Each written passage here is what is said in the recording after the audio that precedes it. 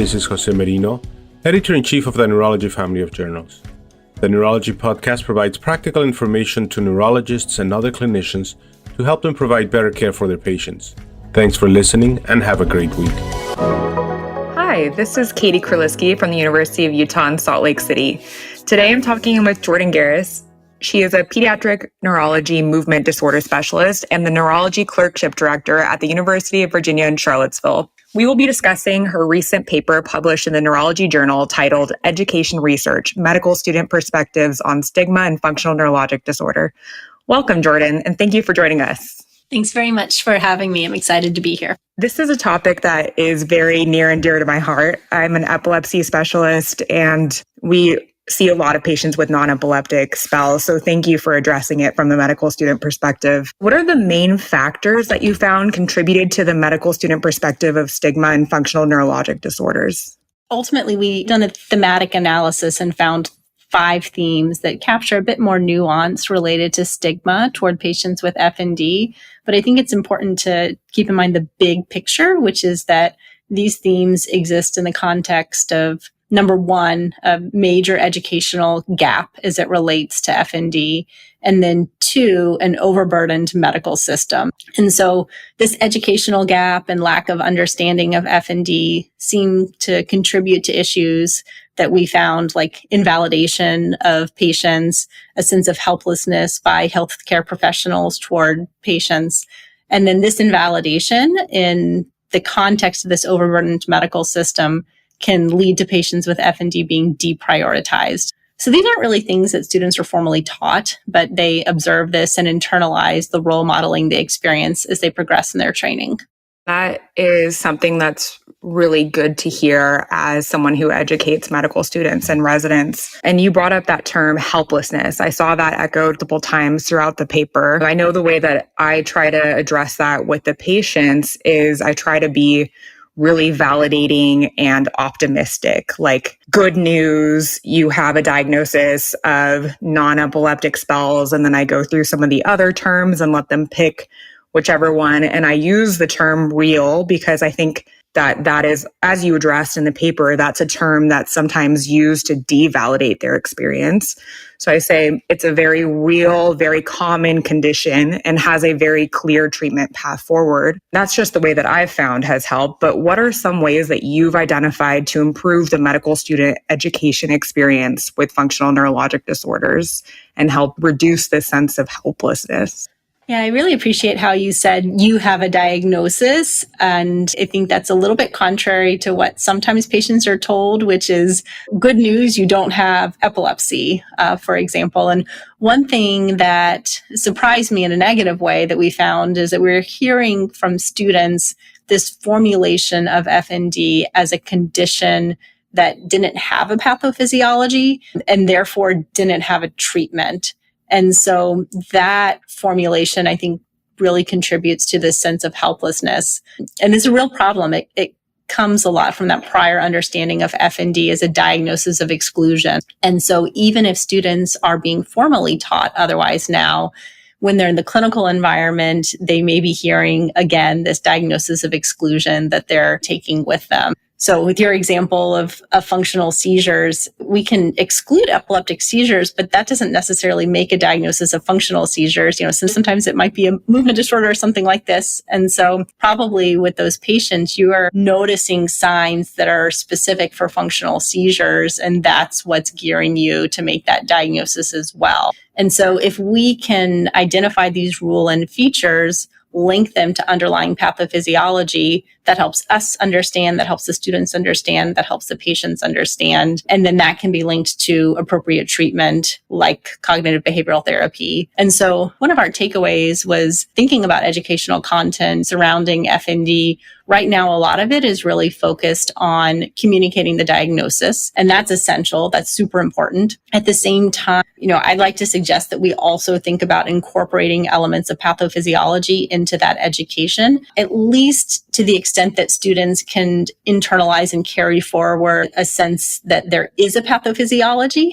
so that that can improve validation and these issues related to helplessness. And then I think there's another side to the helplessness piece as well, which is a genuine shortage of treatment resources for patients. And so some of this we could address by educational initiatives, particularly for psychologists, physiotherapists who are already in practice so that they can be better able to provide care for these patients. But we also just need more people who are in these roles. I think some centers are better equipped for this than others, but ideally a structure that recognizes a sense of urgency for those patients who have really severe symptoms and are really disabled by them. I have found this to be a very rewarding patient population to care for because a lot of them do better with the right support. And you hit the nail on the head in that support is sometimes very challenging and very effort dependent to get lined up for these patients.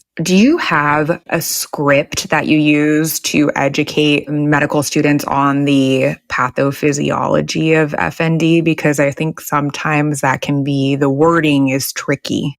I think oftentimes I'm coming from a movement disorder perspective. And so I'm thinking of things particularly in terms of loss of agency or loss of awareness that you're in control of your own movements, disorders of predictive processing where you're making a prediction that you're going to have symptoms related to your past experiences. And the more attention you pay to symptoms, the worse they get. And interpreting bodily sensations that you're experiencing or problems with interoception.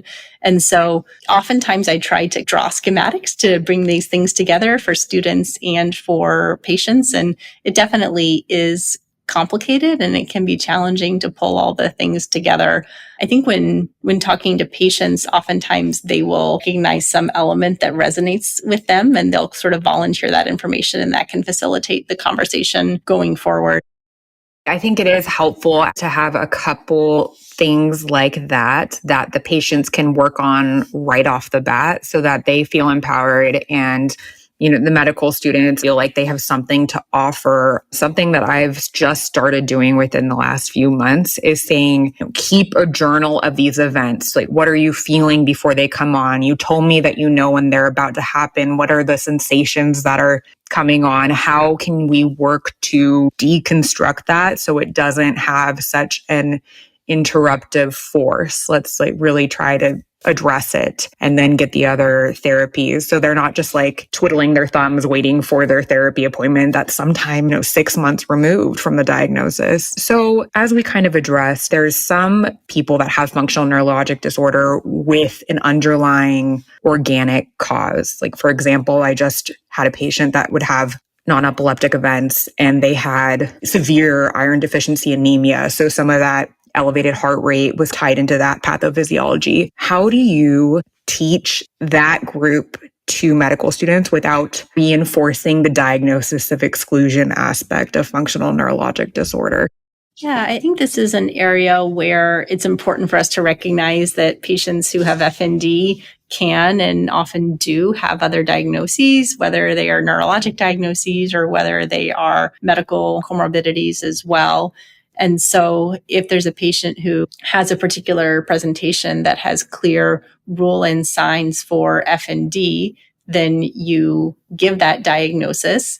And then just as with any other diagnosis, if you feel that that completely explains the clinical presentation, then you can stop there. If you don't feel it completely explains the clinical presentation, then you can look for other things. We have this biopsychosocial approach to FND now. And so the things that are going on from a biological perspective often need to be addressed in order for the patient to have the best outlook. So if your patient with iron deficiency anemia has restless leg syndrome associated with that, then that could also be exacerbating functional seizures, and those things can interplay in that way. So it would be important to address that as well. Was there a specific motivation for completing this study?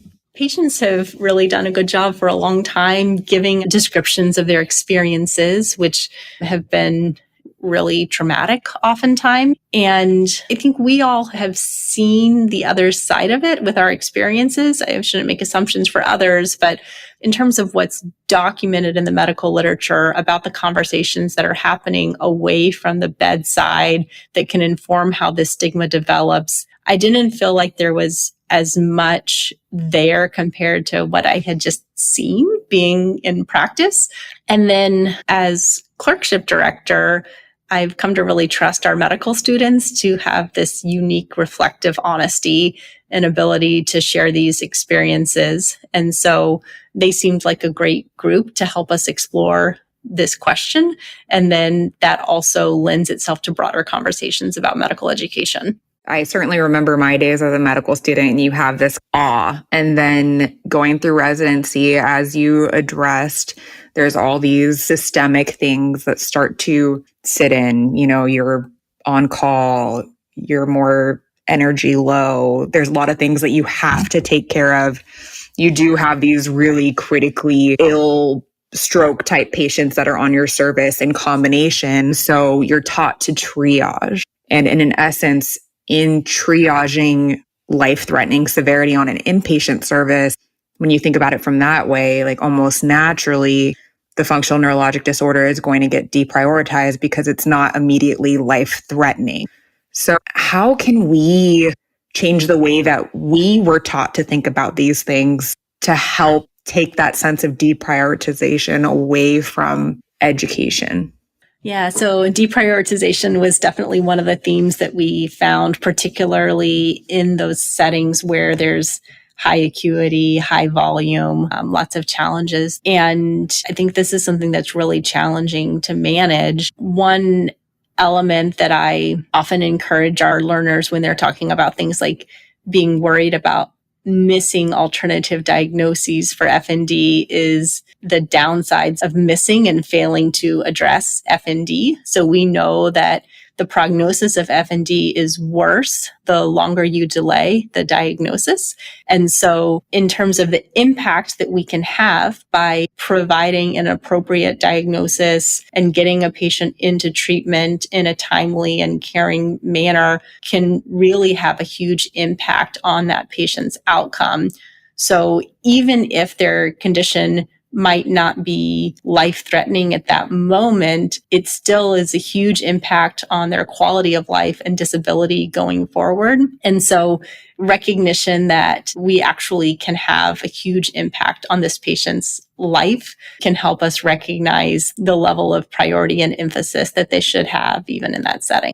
So it seems like while it's not immediately life-threatening, this is certainly a group that can be very disabled by this condition. So in terms of prioritization, our ability to address it accurately and get them on the right treatment course can have a major impact on their activities of daily living. And even if you're thinking about it from a stroke perspective, our ability to accurately diagnose functional neurologic disorder and do it quickly and do it without subjecting them to a lot of expensive, sometimes invasive tests can change their ability to go through life, really. Yeah, I would agree with that. I think that's part of my sense of reward from taking care of patients with FND, and it captures a bit more art of medicine and healing power of words, which can be very rewarding. And that providing a diagnosis being so important as the first step of treatment, but then also linking that with a care plan for the patient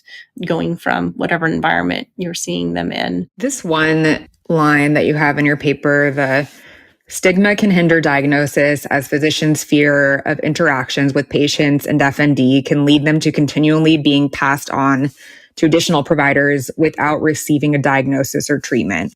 True, unfortunately. I think we see that pretty frequently. I think one of the quotes that our students shared is this sense of that's not my job. Someone else needs to be taking care of that. And so a lack of ownership of patients is really a challenging element for a lot of patients who can feel abandoned by our healthcare system. I feel like it can be a little bit insidious because it's like the stigma can come from both sides in that it can come from, oh, this population can be really emotionally heavy to care for because I have to choose my words correctly. And how are they going to take this diagnosis? And you're coming in with that preconceived notion of how someone else is going to react to your words. And then it can come from the other side of I really want to get this right. What if I'm missing something? So both of those motivations can lead to the same output of putting someone through multiple tests. And if you think about it, if you're passing them along to a lot of different specialties in an overly stretched system, this is going to over years. So, I mean, it was really insightful reading through these things and thinking about how all of the ways that I model responding to these different stressors is impacting the next generation of physicians. So thank you for putting that together. I think these patients, oftentimes need a lot of time, and that's the resource that we're in such short supply with. But our medical students sometimes do have more time. And so the students who are describing their experiences of really spending time with these patients at the bedside and learning their stories, they were the ones who were coming away with a strong sense of validation of patients.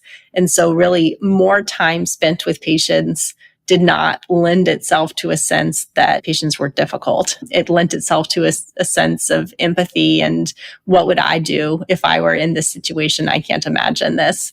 And a sense of a particular type of difficulty associated with an FND diagnosis that isn't really represented with other diagnoses. And there is so much at play with making these diagnoses, as we've addressed, and then also making sure that they get in the right hands. But I think if we as a group really work to be aware of this stigma and maybe our preconceived biases and set them aside and give it like any other diagnosis, because it is at the end of the day, any other diagnosis, like telling someone you have migraine headaches, this is your treatment path forward, and not going into that interaction with like that held breath that you're like, if I say the wrong word, because oftentimes, the patient's looking at you to mirror, just like medical students are looking at us to mirror how to go into these encounters. Yeah, it seemed like the students expected patients to bring stigma against this diagnosis with them to the encounter, even though, if it's really about whether we deliver a diagnosis with that sense of stigma, we're the ones who bring the stigma.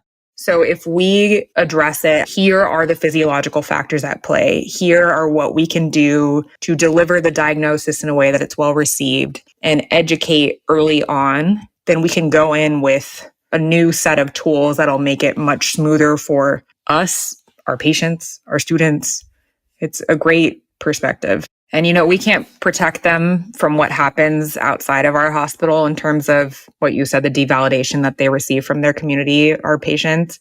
But I certainly think that we have the tools to educate them against that and just say, this is your diagnosis. This is what this means. This is the treatment path forward. These are some perspectives that might come up. Here are your tools against that. Like no one would say migraines are not real, right? So there's just teaching the next generation to not even think of those words coming up, and then teaching our patients about their condition and empowering them that they can get better. And this group does get better with certain tools. I know this is such an important thing to bring up. And it's very common. Very common. I mean, do you go a week without seeing someone with functional neurologic disorder?